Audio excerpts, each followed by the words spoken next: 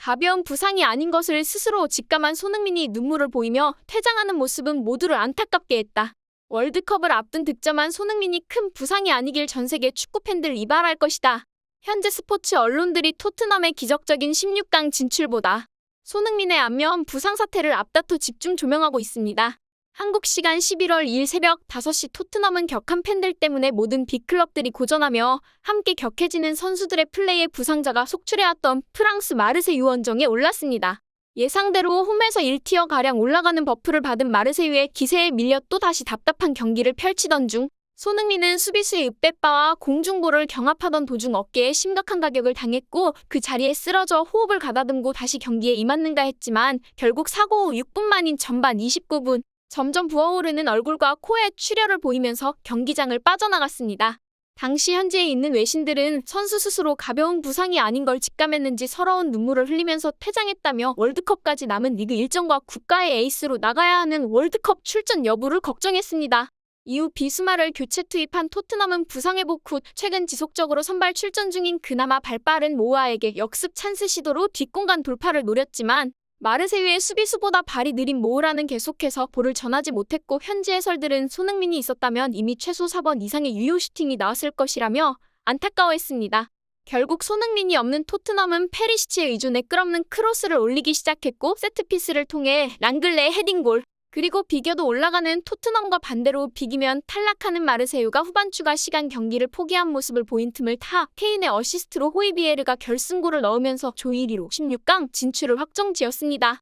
승리를 자축하는 라커룸 단체 사진에 다행히 손흥민은 모습을 드러냈지만 뇌진탕 초기 증세를 보이고 있다면서 원국으로 돌아가 응급치료를 받을 예정이라고 전했습니다. 이로써 토트넘은 극적으로 16강을 진출했지만 만날 때마다 고전을 하는 김민재의 나폴리와 같은 조 2위로 진출한 리버풀과 쉽지 않은 16강전을 펼칠 수 있는 상황이 되었습니다. 하지만 마르세유전의 여운도 잠시 지난 시즌 득점력이 폭발해 전반기 케인의 맨시티 이적 방안의 성적이 저조했음에도 토트넘을 챔스에 진출시키고 스프린트 순간속도 최고 35.3km로 EPL 최고 속도를 넘어 호날두 메시를 가뿐히 제친 손흥민의 강점을 페리시치라는 팀의 속도를 완전히 죽이고 제공권 장악만 추구하는 크로스만 올리는 선수를 지속적인 주전 선수로 투입. 손흥민의 폼을 완전히 죽인 이유가 안토니오 콘테 개인 채무를 청산하기 위함이라는 토트넘의 내부 폭로가 나왔습니다. 과거부터 사업과 투자에 관심이 많았던 콘테는 지난 2000년대 중반부터 크고 작은 기업들의 투자를 지속했지만 손실만 봐오다. 지난 2018년 첼시에서 두 번째 시즌을 맞을 당시 선수들과의 불화로 400억가량의 경제 위약금을 받아놓고 쫓겨나게 되는데 곧바로 알려진 것만 430억대이며 당시 언론에서 추측하길 500억이 넘는 거의 투자를 맡겼다고 합니다.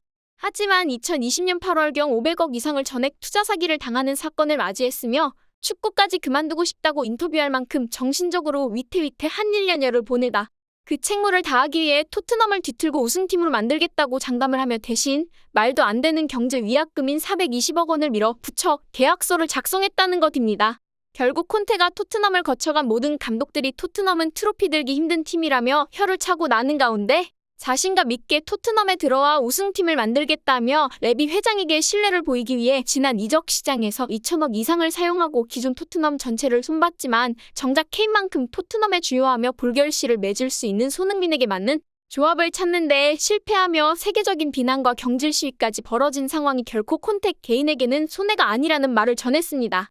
결국 손흥민은 심각함을 본인 스스로 직감한 부상으로 눈물을 보였지만 결과적으로 챔스 16강엔 진출했기에 이번 개인 채무 사건에 대한 처분을 따로 내려질지 콘테에 투자한 대비 8강 이상을 가지 못할 시에 가중처분을 내릴지 귀추가 주목되는 가운데 여러분들의 생각을 댓글로 남겨주세요.